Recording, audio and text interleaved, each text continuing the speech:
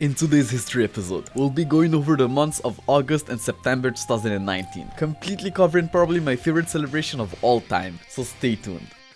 The month of August started with a reminder that the wish trips were going away soon, and to help players with their selection, they literally gave us the 7 most exchanged characters. As far as I know, this is the first and last time they did something like that. But yeah, those were literally the characters you would expect. Characters I literally mentioned in the previous video. The only problem with that list is that it didn't include the new EZAs, since by the time those guys were out, most players had already used all of their wish trips. 3 days later, and JP received 17 Dragon Stones for their contribution to Global's anniversary campaign. I forgot to mention it in the previous video, but JP could help Global players defeat Omega Shenron by using stamina, just like how Global players could help JP players do the same thing during their anniversary. Strength Cell got his EZA the next day, and from what I remember, the guy was pretty good. His 11k AO super attack now had a better damage multiplier and also restored 10% HP, which was very good. He then had 100% attack and 50% defense at the start of turn, an additional 30% attack and defense with 6 or more key spheres obtained, and reduced all enemies attack and defense by 20% when facing 2 or more enemies. So the guy was actually very good in SBR.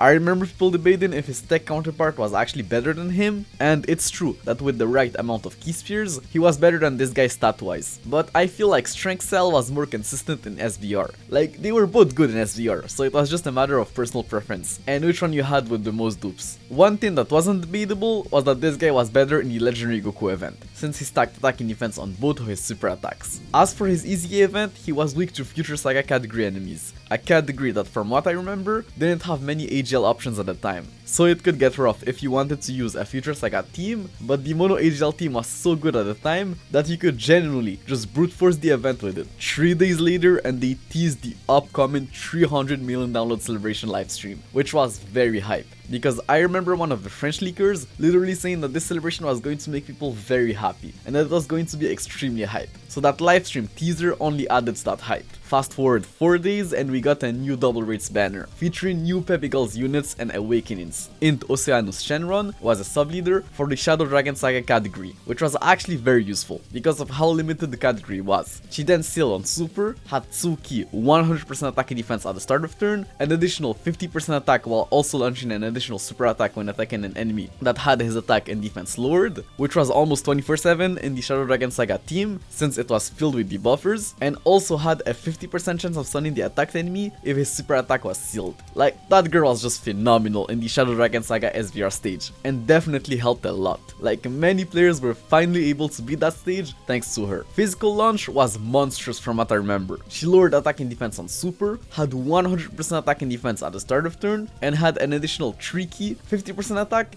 50% crit chance, and launched an additional super attack that had a 50% chance of becoming a super attack for 5 turns from her first appearance. Like, she was so good in short events, SVR, Battlefield, EZAs, you name it. Like, she was just a phenomenal unit. Brienne de Chateau awakened into a turn 1 transforming unit, a mechanic that they literally almost never reused again. And that's probably for the best, since her transformation can't be skipped to this day, making that unit very annoying to use. But that mechanic had so much potential at the time, especially since this was before the same name update, so this mechanic could have allowed us to run units of the same name on the same team, turn 1, and the first card that came to mind at the time was Vegito Blue. Like a base Vegito that transforms into Vegito Blue turn 1. Honestly, I think this is something they can still pull off today. Just give us the option to skip the transforming animation and we're good. But yeah, that new Brienne transformed turn 1 and 3 Brienne. She was now a sub-leader for a transformation boost on top of the Peppy Girls category, which was very good. She then sealed on super, had 120% attack and defense at the start of turn, an additional 10% attack and defense and debuffed all enemies, attack and defense by 10% per Peppy Girls category ally on the team, and gave Peppy Girls category allies 2 key and 30% attack and defense. Like, this Brienne was just so good in SBR and Battlefield, and just turned the already easy Peppy Girls SBR stage into a complete joke. Physical Chi-Chi had a 50% chance of stunning the enemy on super, 250% attack when attacking with 12 key or more, lost 50% attack for 3 turns after receiving an attack,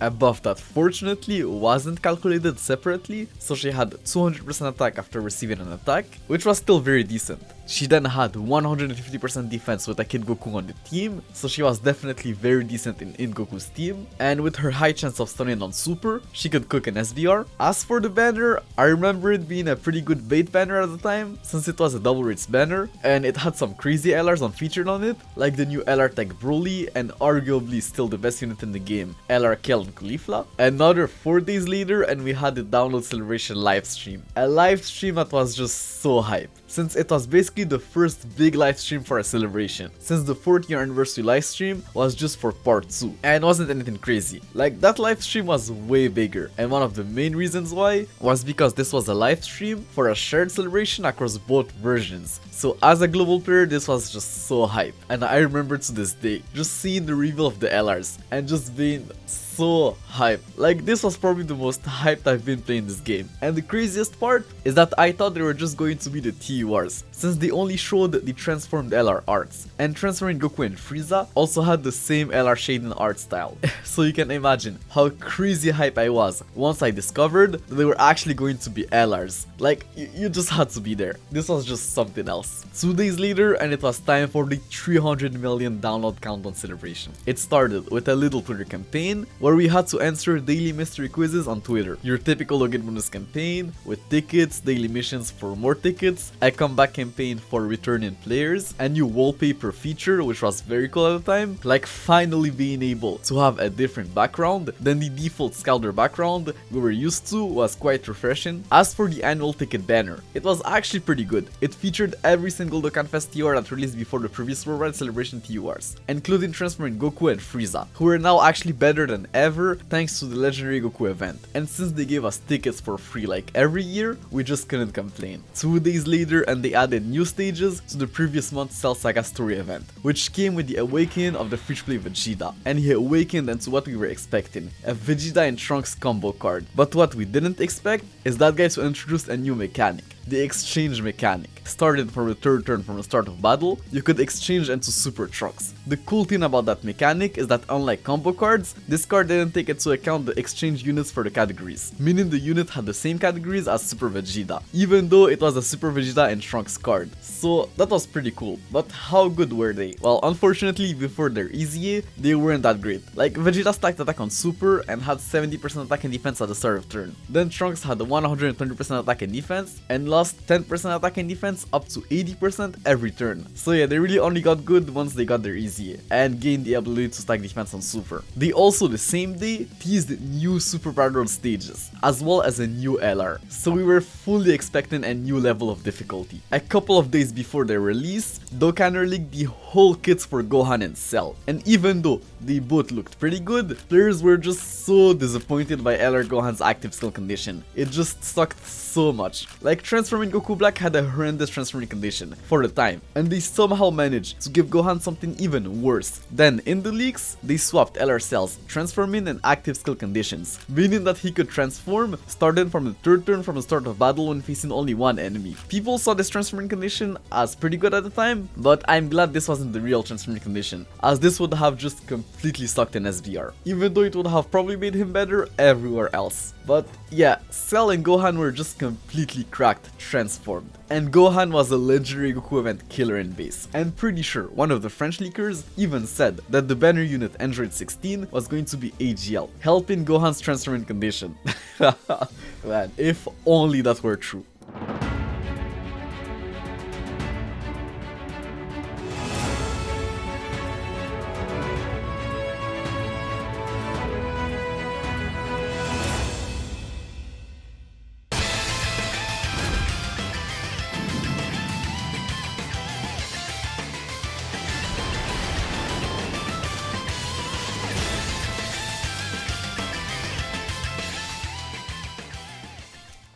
The next day, and it was time for the first part of the 300 million download celebration. The hype was just something else at the time, especially as a global player, as this was like a 2nd anniversary, but shared across both versions, so nobody knew what was coming, and that first part brought a lot of cool stuff. We had a new tile breaking event, which was basically just a nuking event where you had to do as much damage as possible in one attack, and each day a different category had buff damage in the event. From what I remember, the event wasn't too difficult. I think the only stage stage I felt to finish was the first one, as the Dragon Ball Secrets category didn't have many hard hitters, but I still managed to get most of the rewards. Each day the missions would reset and give you 7 stones, as well as 15 tiles. Tiles that I actually still have with me. You couldn't do anything with them at the time, but I remember people speculating that we would be able to trade them in the Baba shop for various rewards in the second part of the celebration. Unfortunately, the only thing we could exchange them for were Baba points. They also used that event to calculate which version would get the win or lose character of that year. The version that would collect the most tiles would get a Perfect Cell trophy card,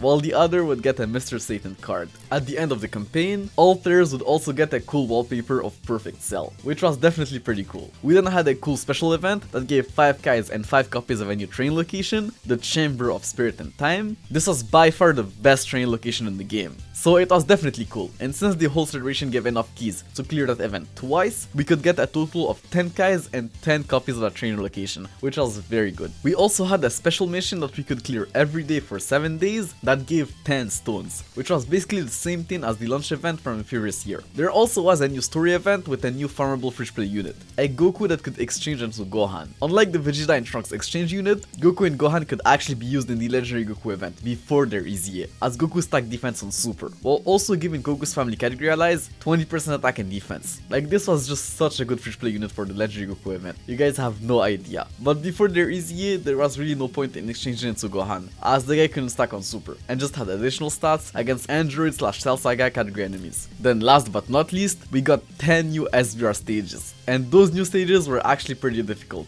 The Universal Survival Saga stage was literally just a 2.0 version of the Realm of Gods SBR stage, meaning it was just an RNG fest with the G-Rings. It was either you stunned the enemies, used an item, or you died.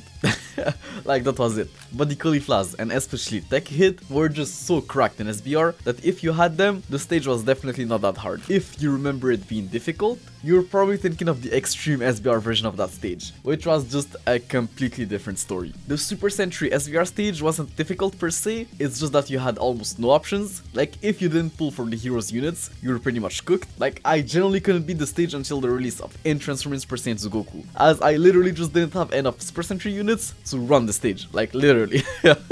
You just had basically no options. The Giant Form stage was also one of those stages where you just didn't have many options. Like, most Giant Form units completely stuck, so you had no choice but to use Kais on garbage characters just to attempt that stage. Thankfully, AGL Tapion was just an absolute beast and completely carried me through that stage. AGL Middle Cooler was also pretty good there if you had him, and if you had him and LR Spur Baby 2, you were just chilling. Like, that stage was just so much easier with them. I think this was one of the hardest stages for me, as I just didn't have Cooler or Baby, and the Giant Form transformations were just too RNG based. The Transformation Boost stage was also pretty rough. Like, even with Cell and Gohan, this was a struggle to beat. I might be remembering things wrong here, but I'm pretty sure I only managed to beat it once I gave up on the Kamehameha team and used Int Angel Gordon Frieza's team instead, since all enemies were supercast enemies. So with his 15% attack debuff, you lowered a lot of their damage, and trust me, those guys were hitting hard. The Ginyu Force stage was the meme stage of the batch, but unlike the other meme stages, that one wasn't really easy, since the Ginyu Force category had 0 summonable units. Like, you were forced to beat that stage with a full team of fridge play units. But honestly, once you understood the role of each unit, it definitely wasn't as bad as people made it seem to be, but I do agree that if you were a well or had a decent box, this was probably one of the hardest stages of the batch. The movie bosses stage was also difficult, but that's only because that freaking Broly couldn't take a hit. Like, even with a Nickers active, that guy was taking damage in that stage, and I didn't even have Turles at the time, so I just gave up on the stage, and only got to beat it once I got Strength Cooler. But if you had Turles at the time, that stage was definitely beatable. The Pure Saiyan stage was probably the stage with the strongest enemies, but the category was just so stacked that I think this was one of the easier stages, at least for me. Like, if you had the LR Super Saiyan 4s and Super Saiyan Blue Evolution Vegeta, this was generally not that hard. The Future Saga stage was also, as far as I remember, an easy stage. Like, you definitely needed some RNG, but with the right start and right units, it wasn't anything crazy. The only thing that I remember disliking about that stage was the fact that the first form Cell in the second fight wasn't on the Future Saga category, meaning you couldn't cheese it with LR Trunks and Mai, who were absolute beasts in SBR against Future Saga category enemies. The full power stage was also not that difficult, as long as you didn't have to use Broly as your leader, because just like in the movie bosses stage, that guy just couldn't tank anything. But unlike the movie bosses category, the full power category was just so stacked.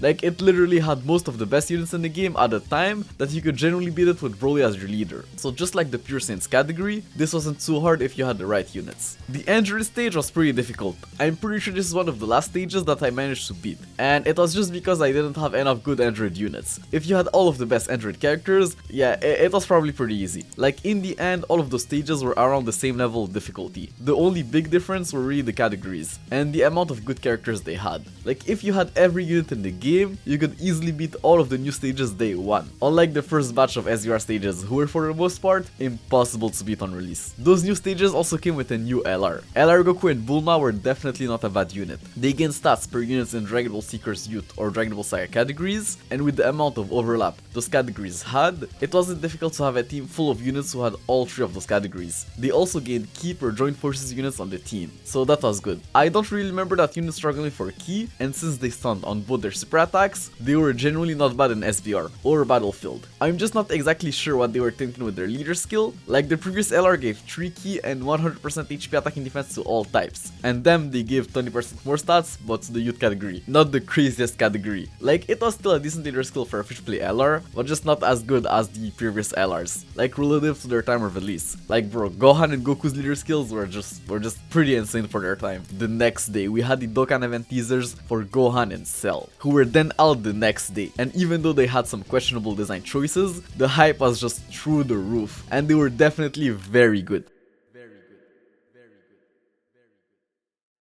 Good morning humans, I'll be interrupting your Dokkan history video for a bit.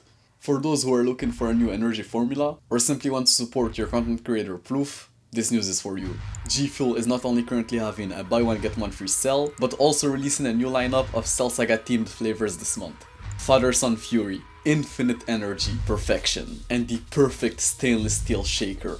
You can pre-order or pick them up right now using the link in the description, and don't forget to use code PLOOF at checkout for a perfect discount. Thank you to everyone who will be using my code, and to those who won't, I'll be waiting for you. Gohan!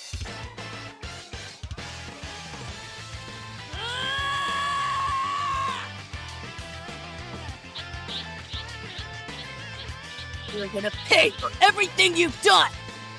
LRAGL Gohan introduced the Kamehameha category, one of the craziest categories this game has known. Like that category was just so cracked. It was, as far as I remember, the category with the biggest amount of Dokkan Fest LRs. Like it was just completely cracked. Then he was a sub-leader for the Super AGL type, arguably the strongest type at the time. So yeah, Gohan just had a top tier leader skill, right from the get-go. Then he stacked defense on both his super attacks, which just made him a beast in the Legendary Goku event. Like this guy was generally overkill for the Legendary Goku event, because not only was he stacking defense on super, he was also gaining Ki and additional attacking defense at the start of each turn. Those buffs combined with his LR stats just made him so ridiculously overkill in long events. Like he just couldn't die after a couple of turns. Even in SVR, starting from like his third appearance, the guy was practically invincible, but unfortunately, there were very few SVR stages where fights lasted that long. And bro, if you somehow were able to get his transformation out, Super Saiyan 2 Gohan was probably the strongest card this game has known. Like this guy was just so far and away ahead of his time offensively, you have no idea. Next to a Super Saiyan Goku, this guy could effortlessly launch 10 million plus super attacks. It was just insane. And since all of the defensive stacks carried over into his transformation, he was also practically invincible, at least post super. Like this guy just cooked the Legendary Goku event. Cell's leader skill on the other hand wasn't as crazy, like it was still pretty strong. The Android / Cell Saga category was nothing to laugh at, and the Extreme Int type had some pretty big powerhouses, like Int Janemba. I actually remember people saying that his leader skill was just there to make you summon for both of them, as Gohan had a way easier time transforming on Cell's team, and Int LR Cell was literally the best, and probably only option you had if you wanted Gohan to transform on his own team. But the problem is that Cell wasn't that great outside of SVR, at least in base. Like this guy was seen by most players as the worst Dokkan Fest LR at the time. He didn't have any crazy super attack effects, only 80% attacking defense at the start of turn, with some additional defense the more HP he had left, up to 80%, and 1 Ki and 20% attack per existing enemy. So outside of SVR, that guy just did no damage. But in SVR, that guy was just just a beast, especially with his transformation. When below 30% HP, he transformed into Perfect Cell, who was an absolute beast, while also healing you to full HP. Perfect Cell was just versus a monster. He lowered attack on his 18 key and massively lowered defense on his 12 key, both effects that were pretty decent in SBR. Then had 4 key and 120% attack and defense at the start of turn, a free Senzu, and additional buffs per number of key spheres obtained. Buffs that were actually calculated separately. So with 8 key spheres obtained, that guy had 252% attack and 208% defense. So this was just so insane, like this was just so cracked on an LR. Like he wasn't hidden as hard as LR's percent to Gohan, but it was way easier to see this guy than LR's percent to Gohan. Also, I just want to add that this guy released before the link level update, so a lot of his links were just complete garbage at the time. Like all of the cells got much better with the link level update. Like they looked like completely different units. As for their banner units, the AGL Stealth Juniors were not bad at all. They were sub-leaders for the Artificial Life Form category, not bad for Battlefield. They then lowered attack and defense on Super, also not bad, had 100% attack and defense at the start of turn, an additional 10% attack per Artificial Life Form category ally on the team, and launched an additional super attack with a Perfect Cell in rotation. The unfortunate part is that it didn't include the physical LR cell. I remember this being a pretty big deal at the time, as it just didn't make any sense whatsoever and was just so annoying, but other than that, they were a pretty good banner unit. Int Android 16. Just the fact that this guy was Int tilts me to this day. If he had just been AGL, things could have been so different. But yeah, the guy just sucked because he was meant to be ran next to Gohan, but shared no links with him. So if you were running that guy, it was as a floater. But the only good Cell Saga Gohan the game had at the time was the LR, and you couldn't run this guy on Gohan's team. So you had to be stuck with him on rotation with no Gohan. So there was at least one rotation where you had to be stuck with him with no Gohan next to him. And that guy basically had no passive without a Gohan next to him. Like a high chance to guard was just a joke, even at the time. No idea what the hell were they thinking when they designed that guy. Just an absolute joke. If only he was AGL. He could have fit under Gohan's leader skill and probably been one of the best banner units in Dokkan history. Now, as for the new banners, Gohan's banner on JP featured Tech transforming Trunks, who was still a legendary Goku event monster, and actually not bad in the Future Saga SVR stage. AGL Gogeta Blue, who was still an amazing TUR, transforming Goku, whose SSR was still a legendary Goku event monster, MVP 17, who was like a top 5 most valuable TUR in the game, in Super Sentry Bardock, who was a must for the Super Sentry SVR stage,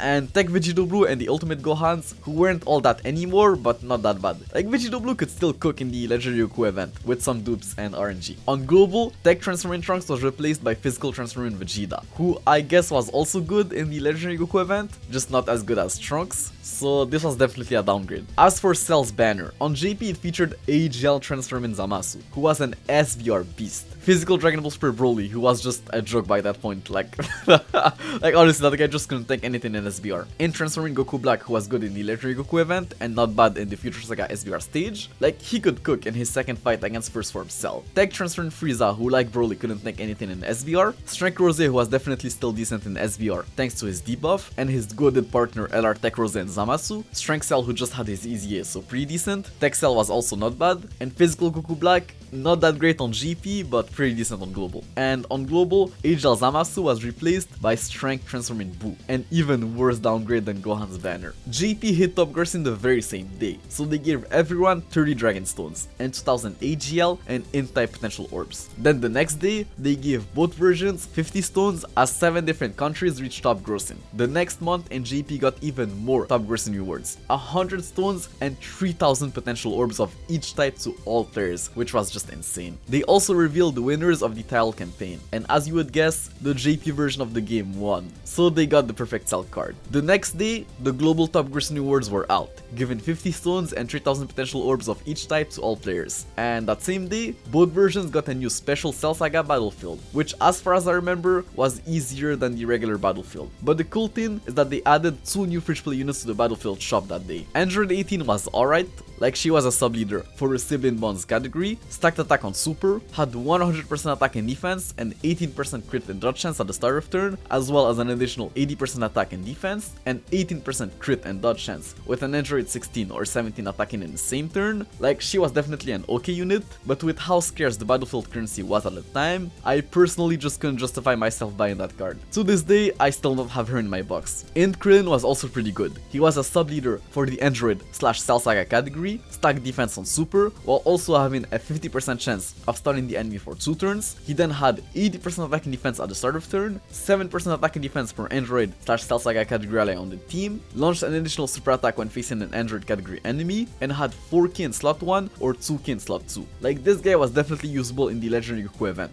But I think the event where he really shined was the Dragon Ball History event that came 2 weeks after his release. But that event was pretty easy, honestly. So just like 18, I just couldn't justify myself buying that guy. 3 days later, Global got some additional rewards, like the equivalent of JP's first top grossing rewards. So 30 stones and 2000 AGL and N-type potential orbs. Then another 5 days later, they gave 20 Dragon Stones to Global players to try and balance the top grossing rewards between both versions. But I'm pretty sure by that point, Global was still 30 Dragon Stones short, as JP's second top grossing rewards gave 100 Dragon Stones, while they only gave 50 stones on Global. 3 days later, and it was time for the second part of the download celebration. It introduced the Dragon Ball History event, a new type of log event that gave some pretty decent rewards. I personally don't remember the event being that difficult, but if you didn't pull Cell or Gohan, those category missions were definitely harder to clear. Yeah, this was a cool addition to the game. Like, to this day, I really love the Dragon Ball History event. I just wish they would do something about that mission stab. Like, bro, I don't know if it's just me, but it takes absolutely forever for that mission tab to open. And I think that it's because there's 400 plus missions in that tab. I don't know how they could fix that,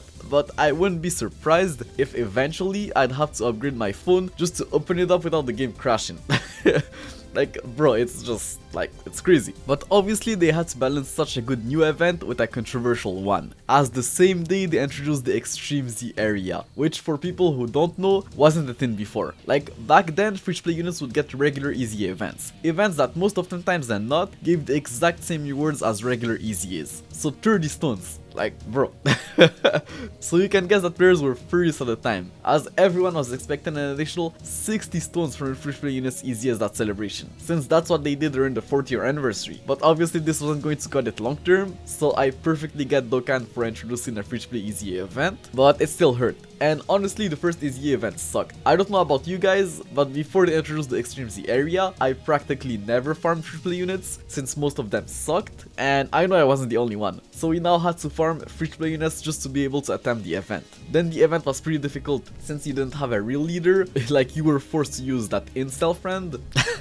Like, bro, honestly going from 30 stones to 3 stones was pretty rough. But yeah, at least the new free-to-play units EZAs were actually pretty insane. Exchange Vegeta and Trunks now stacked attack and defense on Super, so they were just insane in the Legendary Goku event, or even the new Dragon Ball History event, but there was honestly still no point in exchanging it to Trunks, except at the very end of a fight. Exchange Goku and Gohan now lowered attack on Super, which actually made them pretty good in SBR. Like, sure, they lack damage in long events, but then lowered attack on Super, while also being a support type unit that stacked defense on Super. Like, bro, it just made them so valuable. Like, they were practically good everywhere, and the Gohan part of the card was actually pretty insane against an Android / Stealth Saga category enemy. Like, a 50% crit chance with 2 additional attacks was nothing to laugh at the time. This was for sure one of the strongest free-to-play units in Dokkan's history. Like, absolutely. The JP version of the game also held a Twitter bingo campaign at the same time, while the global version of the game had the same thing but on Facebook. The rewards were slightly better for the Facebook campaign, so I guess a rare global W. They also dropped that same day a new event similar to the Shadow Dragon event from the 4th year anniversary. One stage would be unlocked every day for 5 days, and each stage gave 3 stones, so definitely not bad. Fast forward 5 days, and that event actually unlocked a new raid boss against Cell. And that raid not only gave some pretty decent rewards, but also an easier to strength percent to Gohan. He was a sub leader for the Kamehameha category, while also having strength Gogeta's easy as leader skill, so definitely a very strong leader skill for Dokkan Battlefield, but this guy's kit really wasn't anything crazy. Like, next to a Super Saiyan Goku, he could dish out some decent numbers, like actually some pretty impressive numbers, as his additional attack buff was calculated separately for a total boost of 181% attack. But the problem is that this was before the same name update, and as far as I remember, he wasn't better than his LR counterpart, LR Gohan, who by the way got a super attack revamp that same day. They completely remade his 18k super attack, and bro, that new 18k just looked so much better than the previous one. And with the new HL Gohan's new Kamehameha leader skill, it really felt like LR Sports Sensu Gohan was a whole new unit. It's really unfortunate that they stopped revamping old unit super attacks, but I perfectly get it. Like, business wise, it just makes more sense for them to release a new version of that unit with brand new animations than to just give those animations to an old character character completely for free. Oh, and Gohan was featured on a new banner alongside a brand new LR. Everyone and their mothers were expecting a new Bye Guys Goku as a part 2 LR because of a new Super Saiyan Goku asset from one of the new story events, if I remember it correctly. And also because of AGL Super Saiyan 2 Gohan's Super Saiyan Goku condition. I remember people even speculating that this new Goku was not only going to have a new leader skill where we'd be able to run both Gohan and Android 16 on the same team, but also an active skill that would drop our HP below 58%, fixing Gohan's bad active skill condition. Like bro, just imagine if they had actually done that. This would have probably been one of the most goated celebrations in Dokkan's history. But nah, instead we got a new LR Android 17 and 18 unit that exchanged into Android 16. The new LR was absolutely phenomenal. They were actual leaders for the Android category and sub leaders for the extreme physical type, then lowered attack on both their super attacks, which was very good for SBR. Then they had a medium chance to dodge at the start of turn and gave Android's category allies 2k and 40% attack. So another Android unit that was a super type unit. Like bro, the Android category was just something else at the time. You have no idea, it was just so crazy. They just had like so many support type units, like it was just insane. Then they could exchange into Android 16 for 3 turns once you drop below 60% HP with 2 other Android category allies on your team, or at any time when facing a Cell enemy. And bro, 16 was just an absolute beast. He had 6 key and 200% attack and defense at the start of turn. Like this was just insane on an LR. Had a 50% crit chance, greatly raised his defense for 1 turn on his 12 key super attack, while also lowering the enemy's attack, and launched an additional super attack when facing an Android / Cell Saga category enemy. Like this guy was just cracked. Completely cracked. He just did so much damage, while also being pretty tanky. The only problem is that he sacrificed 6% HP on his 18 key super attack, which could put you at a time in a bad spot once you exchange back into 18 and 17, as they had to stay above 66% HP to have their dodge chance. But yeah, other than that, the guy was just insane. Their banner kind of sucked though, as you would guess. It was a yellow coin banner. Like even though it featured 2 LRs, everything other than the featured units were just complete trash, or units most players already had rainbowed. A fun fact about that banner though is that this was, as far as I know, the luckiest Goresh had ever been. He rainbowed the androids in 350 stones. 350 stones, bro. Like this was, and it's still to this day just insane. Oh, an LR. Oh my god. Alright. Legendary banners love me.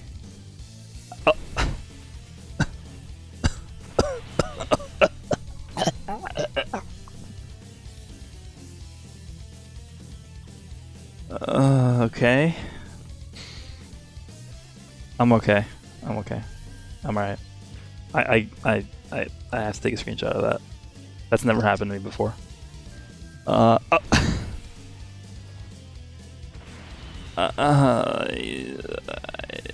don't know what's going on. I really don't know what's going on. I don't know. I don't know. Yeah, I don't care what happens in the rest of this video. This is absolutely insane. What is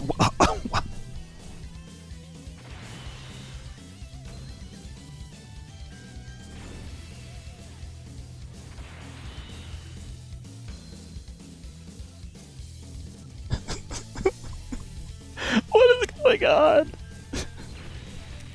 3 days later, and the global side of the game reached top grossing, so they gave everyone 30 stones. I'm not sure if JP got top grossing too, but if they didn't, then yeah, France really carried global once again. 2 days later, and Cell had been defeated, because yes, just like the Omega raid from the 4th year anniversary, the Cell raid came with its own little campaign, where players would work together to take down Cell. And once he was defeated, everyone was rewarded with an additional 35 stones and a new Gohan wallpaper, which was pretty cool. The month ended with a teaser of the next Dokkan Fest, Future Gohan, who we already knew was going to be a transforming unit, thanks to the V-Jump leaks of that month, which as a Future Gohan stan was just so hype at the time.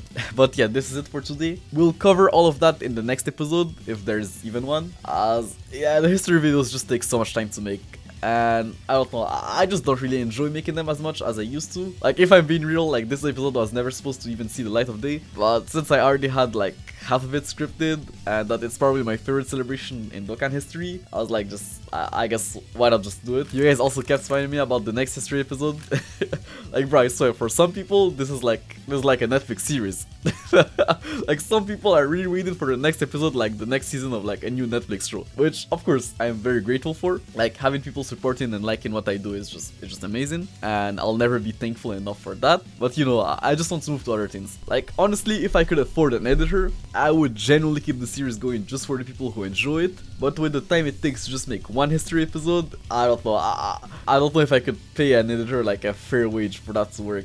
Who knows, maybe in the future. So yeah, what I'm trying to say is just don't expect the history episodes at the same rate as before. Like, I'll probably do an episode every couple of months, at least for the Dokkan History series. As for Legends History, I definitely enjoyed making them more than the Dokkan History ones, as it was just so fascinating seeing how great the game used to be compared to whatever that game has become. The only problem with Legends is that I just don't play the game anymore, and I haven't for a long time. So I feel like my Legend History videos lack that level of like insight and like introspection, if it makes any sense. But yeah, let me know what you guys think, and I'll catch you in the next video. Take care. Peace.